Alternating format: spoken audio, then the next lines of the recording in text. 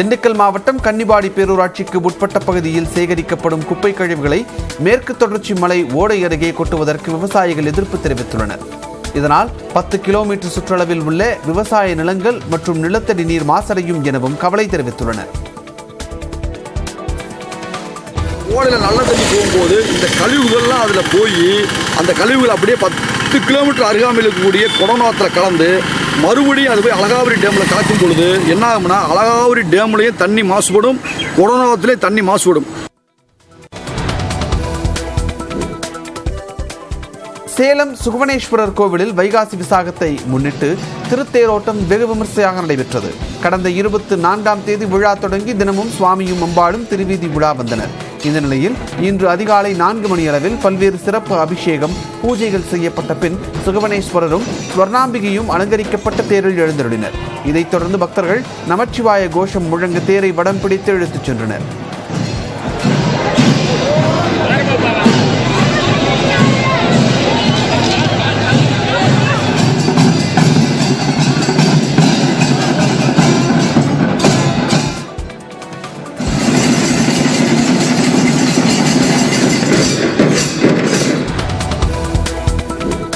சுற்றுச்சூழல் பாதுகாப்பின் அவசியத்தை வலியுறுத்தி அரியலூரில் விழிப்புணர்வு பேரணி நடைபெற்றது. பாரத ஸ்டேட் வங்கி மற்றும் கிராம சுய வேலைவாய்ப்பு பயிற்சி நிறுவனம் சார்பில் இந்த பேரணி நடத்தப்பட்டது. அப்போது பூமியை காக்க பிளாஸ்டிக் பயன்பாட்டை தவிர்ப்போம், செயற்கை பொருட்களுக்கு மாறாக இயற்கை பொருட்களை பயன்படுத்துவோம், மறுசுழற்சிக்கு பயன்படுத்தப்படாத பொருட்களை அறவே தவிர்ப்போம் என்பன உள்ளிட்ட வாசகங்கள் அடங்கிய பதாகைகளை ஏந்திச் சென்றனர்.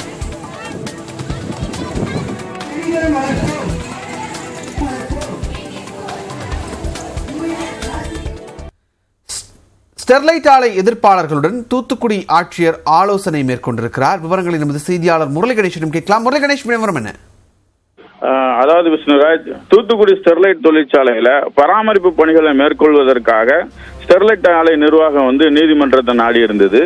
இதற்கு தூத்துக்குடி மாவட்ட ஆட்சியர் தரப்புல, மாவட்ட நிர்வாகம் தரப்புல நீதிமன்றத்தில் ஒரு அறிக்கை தாக்கல் செய்யப்பட்டது.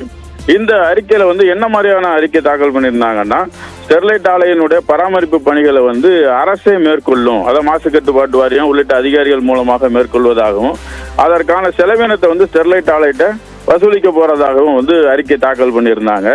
ஏற்கனவே ஸ்டெர்லைட் போராட்ட குழுவினர் ஸ்டெர்லைட்டை பராமரிப்பு பணிகளை ஆலையே செய்யக்கூடாது, அரசு ஏற்று நடத்தணும் அப்படிங்கிற கோரிக்கையை முன் வச்சிருந்தாங்க. போராட்ட குழுவினர் வைத்திருந்த கோரிக்கையின் அடிப்படையில் மாவட்ட நிர்வாகம் நீதிமன்றத்தில் அறிக்கை தாக்கல் செய்யப்பட்டிருந்தது. இந்த நிலையில இந்த பணிகள் மேற்கொள்ளப்பட இருக்கிறது. இன்று நீதிமன்றத்தில் ஒரு இறுதி முடிவு வரும் சொல்லி எதிர்பார்க்கப்படுகிறது. இதனைத் தொடர்ந்து இந்த பணிகள் மேற்கொள்ளப்படும். இதற்காக ஒரு 9 அதிகாரிகள் அடங்கிய குழு அமைக்கப்பட்டிருக்கிறது. இந்த பணிகளை எப்படி மேற்கொள்ளலாம் அப்படிங்கிறது தொடர்பாக ஸ்டெர்லைட் ஆலையினுடைய போராட்ட குழுவினர், குறிப்பாக சொல்லணும்னா கிருஷ்ணமூர்த்தி, பாத்திமா பாபு, பிரபு, இந்த மாதிரியா போராட்டத்தை முன்னின்று நடத்தினவங்க கிட்ட மாவட்ட ஆட்சியர் தற்போது ஆலோசனை நடத்திக்கிட்டு இருக்காங்க. இந்த ஆலோசனை கூட்டங்கிறது ரொம்ப ரகசியமாக நடைபெறுகிறது. இந்த கூட்டத்தில் வேற யாருக்களையும் அனுமதிக்கல. அதாவது காவல்துறையினர் சார்ந்த பிரிவை சார்ந்த சிறப்பு பிரிவு போலீசாரும் அனுமதிக்கல, கியூ பிரிவு சாரும் அனுமதிக்கல.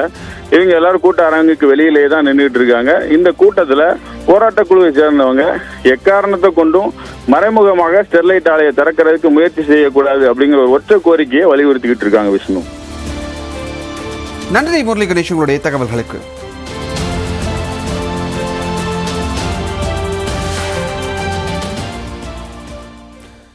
தாமிரபரணி பயன்படுத்த உகந்ததற்ற நிலைக்கு தள்ளப்பட்டுள்ளது என்பதற்கு உதாரணமாக அங்கு உயிர் வாழ்ந்த நீர் நாய்கள், மீன்கள், பறவைகளின் எண்ணிக்கை கணிசமாக குறைந்திருக்கின்றன.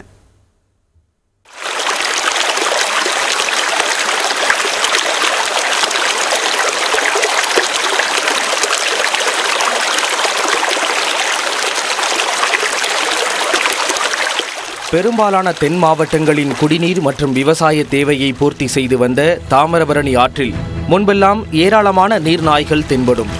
ஆனால் தற்போது பாபநாசம் ஒட்டிய மலைப்பகுதிகளில் மட்டும் ஒரு சில நீர்நாய்கள் உள்ளன. இதேபோல் தாமிரபரணி ஆற்றில் கெண்டை, கெளுத்தி என 20க்கும் மேற்பட்ட நாட்டு மீன் வகைகள் இருக்கும் என்றும் மாசு காரணமாக இந்த மீன் வகைகளையே தற்போது காண முடிவதில்லை என்றும் மீனவர்கள் கூறுகின்றனர். தாமிரபரணி ஆறு மற்றும் அதை ஒட்டிய குளங்கள் பறவைகளின் சரணாலயங்களாக இருந்து வந்தன. குறிப்பாக வெளிநாட்டு பறவைகளின் வரத்து அதிகமாக இருக்கும் என்றும், ஆனால் சில ஆண்டுகளாக அவை வருவதே இல்லை என்றும் அப்பகுதி மக்கள் சொல்கின்றனர். இவற்றிற்கு தாமிரபரணி ஆறு நாளுக்கு நாள் மிக மோசமான நிலையில் மாசடைவதே முக்கிய காரணமாக கூறப்படுகிறது. குறிப்பாக பாபநாசம், கல்லிடைக்குறிச்சி, திருப்புடைமருதூர், கோபாலசமுத்திரம், ராஜவல்லிபுரம் ஆகிய 5 இடங்களில்தான் அதிக அளவில் அத்துமீறல்கள் நடப்பதாக சுற்றுச்சூழல் ஆர்வலர்கள் புகார் தெரிவிக்கின்றனர்.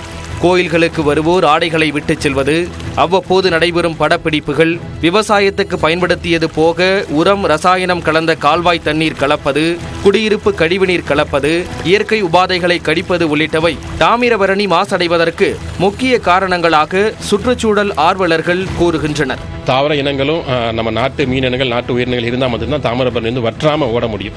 அதனால நம்ம தாமிரபரணியை பாதுகாக்கணும்னா வெறுமனா நம்ம இது தண்ணியை மற்றும் முன்னிலைப்படுத்தி நம்ம கொண்டு வந்தோம்னா முடியாது. அந்த தண்ணியை நம்பி இருக்கக்கூடிய மனிதர்கள் மட்டும் இல்லாமல் அந்த தண்ணியை நம்பி இருக்கக்கூடிய மற்ற உயிரினங்களும் இணைத்து ஒரு அமைப்பை கொண்டு வந்து அதை பாதுகாத்தா மட்டும்தான் தாமிரபரணி வந்து வருடம் பூரா ஒரு வற்றாம ஒரு ஜீவரதியாக ஓடுறதுக்கு வாய்ப்பு இருக்கு. தனி மனித தவறுகள் மட்டுமின்றி தேவையற்ற தாவரங்கள் ஆற்றில் வளர்வது உள்ளிட்ட இயற்கையான மாசுக்களையும் தடுப்பதே தமிழ்நாட்டின் ஜீவநதியான தாமிரபரணியை பாதுகாப்பதற்கான வழியாக சமூக ஆர்வலர்கள் கூறுகின்றனர். +2 பொதுத் தேர்வு மதிப்பெண் சான்றிதழில் மாணவர்களுக்கு அவர்கள் பெற்றதை விட கூடுதலாக மதிப்பெண் பதிவு செய்யப்பட்டிருப்பதாக அதிர்ச்சி தகவல் வெளியாகியுள்ளது. தமிழ்நாட்டில் +2 பொதுத் தேர்வு முடிவுகள் கடந்த மாதம் 8ஆம் தேதி வெளியானது. விடைத்தாள் மதிப்பீட்டில் திருப்தியில்லாத மாணவர்கள் கட்டணம் செலுத்தி விடைத்தாள் நகல் பெற்று மறுகூட்டல் மற்றும் மறு மதிப்பீட்டிற்கு விண்ணப்பித்தனர். இதில் விடைத்தாள் நகல் மதிப்பெண்கள் வழங்கிய விவரத்தை பதிவு செய்ததை காட்டிலும் மாணவர்களுக்கு வழங்கப்பட்ட தேர்வு முடிவுக்கான மதிப்பெண் பட்டியலில் கூடுதலாக மதிப்பெண்கள் வழங்கியது தெரிய வந்திருக்கிறது. குறிப்பாக தேர்வர் ஒருவருக்கு குறிப்பிட்ட பாட விடைத்தாளில் 66 மதிப்பெண்கள் மட்டும் வழங்கப்பட்டுள்ளது. ஆனால் அதே தேர்வரின் மதிப்பெண் பட்டியலில் 69 மதிப்பெண்கள் பெற்றதாக குறிப்பிடப்பட்டுள்ளது. இதேபோன்று சில மாணவர்களுக்கு அவர்கள் பெற்ற மதிப்பெண்களை காட்டிலும் கூடுதலாக 5 முதல் 7 மதிப்பெண்கள் வரை அதிகமாக பதிவு செய்யப்பட்டுள்ளது. மாணவர்களுக்கு அதிகமாக மதிப்பெண்கள் பதிவு செய்யப்பட்டுள்ளதால் கலை, அறிவியல் கல்லூரிகள் மற்றும் பொறியியல் படிப்பு கலந்தாய்வில் அது தாக்கத்தை ஏற்படுத்தி பிற மாணவர்களுக்கான வாய்ப்பை தட்டிப்பறிக்கும் என்று கல்வியாளர்கள் குற்றம் சாட்டியுள்ளனர்.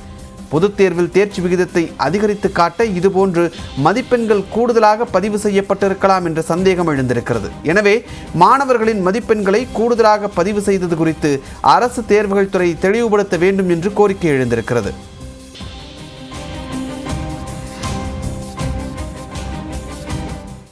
நியூஸ் 18 தமிழ்நாடு செய்தி எதிரொலியாக சமயபுரம் மாரியம்மன் கோவிலில் முடி காணிக்கை செலுத்துவோரின் முகத்தை பதிவு செய்யும் புதிய தொழில்நுட்ப நடைமுறை நிறுத்தப்பட்டுள்ளது.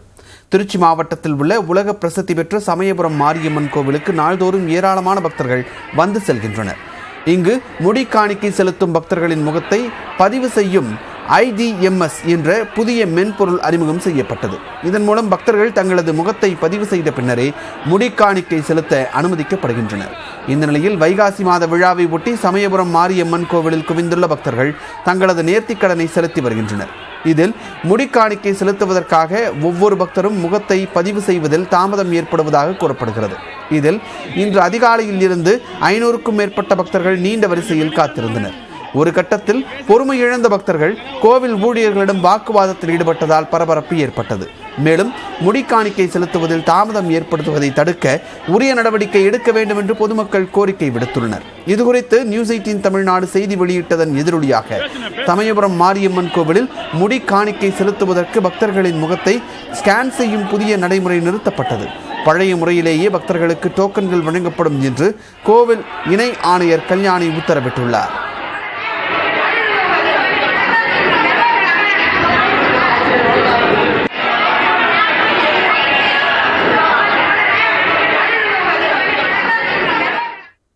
கூகுளின் மேஜிக் கம்போஸ் குறித்து அன்பாக்ஸில் விளக்குகிறார் சிறப்பு செய்தியாளர் சிவரஞ்சனி.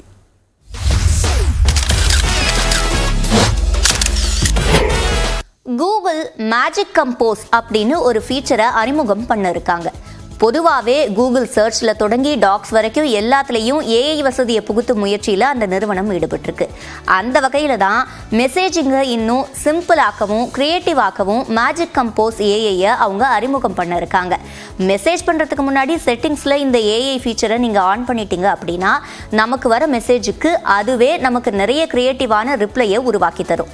ஆனால் நம்மளோட ப்ரீவியஸ் கான்வர்சேஷனை அது பார்க்கும். ஏன்னா கிட்டத்தட்ட 20 மெசேஜ்கள் வரைக்கும் பார்த்துட்டு கூகுளுக்கு அனுப்பி அதை அடிப்படையாக வச்சு தான் ரிப்ளையை அது சென்ட் பண்ணும். அப்படி அனுப்பப்படும் மெசேஜ்களை எங்கேயும் சேவ் பண்ண மாட்டோம் அப்படின்னு கூகுள் உறுதி அளிக்கிறாங்க. உடனே டெலிட் பண்ணிடுவோன்னு அவங்க உறுதி அளிக்கிறாங்க. ஆனாலுமே பிரைவசி சார்ந்து நமக்கு இதில் கொஞ்சம் டவுட் வரலாம்.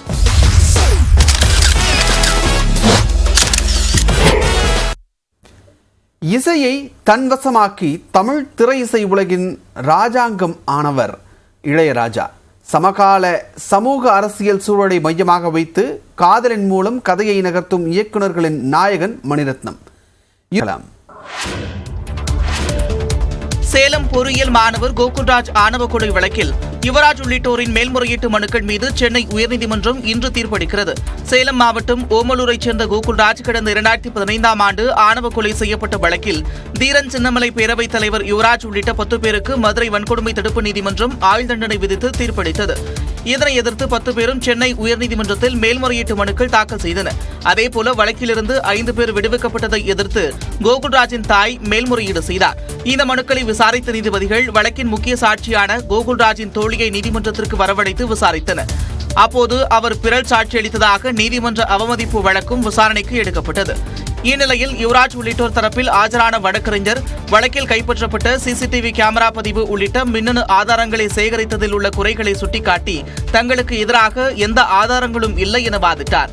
அரசு தரப்பில் ஆஜரான வழக்கறிஞர் மிகவும் திட்டம் போட்டு கோகுல்ராஜ் கொல்லப்பட்டதாக வாதிட்டார். இதனிடையே கோகுல்ராஜ் கடைசியாக உயிருடன் காணப்பட்ட திருச்செங்கோடு அர்த்தநாரீஸ்வரர் கோவில் மற்றும் கோகுல்ராஜ் சடலமாக கண்டெடுக்கப்பட்ட ரயில் பாதை ஆகியவற்றை நீதிபதிகள் நேரில் ஆய்வு செய்தனர். அனைத்து தரப்பு வாதங்களும் நிறைவடைந்த நிலையில் மனுக்கள் மீதான தீர்ப்பு ஒத்திவைக்கப்பட்டது. இந்நிலையில் இந்த வழக்குகளில் சென்னை உயர்நீதிமன்றம் இன்று தீர்ப்பளிக்க உள்ளது. கடந்த மே மாதத்தில் ஜிஎஸ்டி வரி வசூல் 12% அதிகரித்துள்ளதாக மத்திய நிதி அமைச்சகம் தெரிவித்துள்ளது. இது தொடர்பாக வெளியிடப்பட்டுள்ள செய்திக்குறிப்பில் மே மாதத்தில் ஒட்டுமொத்தமாக 1,57,000 கோடி ரூபாய் ஜிஎஸ்டி வரி வசூலாகியிருப்பதாக தெரிவிக்கப்பட்டுள்ளது. இதில் மத்திய ஜிஎஸ்டியாக 28,411 கோடி ரூபாயும், மாநில ஜிஎஸ்டியாக 35,828 கோடி ரூபாயும், ஒருங்கிணைந்த ஜிஎஸ்டியாக 81,363 கோடி ரூபாயும் வசூலாகியுள்ளது.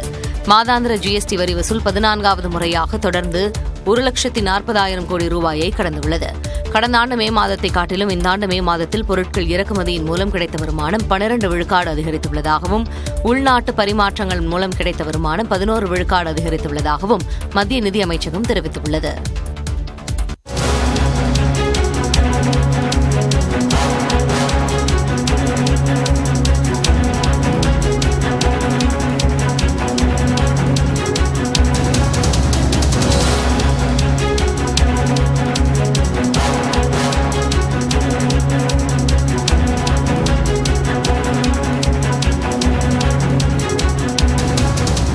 தற்போதைய முக்கிய செய்தியை பார்த்துக் கொண்டிருக்கிறோம். கோவில்பட்டியில் விமான பயிற்சி மையம் அமைப்பதற்கான ஒப்பந்த புள்ளிகளை டிட்கோ கோரியிருக்கிறது. அது தொடர்பான முக்கிய செய்தி தற்போது நாம் பார்த்து கொண்டிருக்கிறோம்.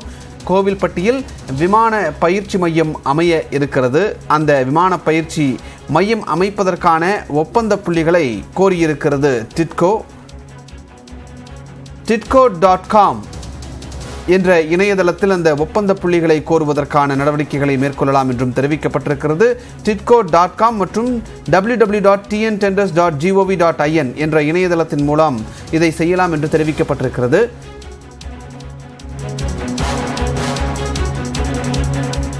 தொடர்ந்து அண்மை செய்திகளுக்கு இணைந்தீர்கள். இது நியூஸ் 18 தமிழ்நாடு.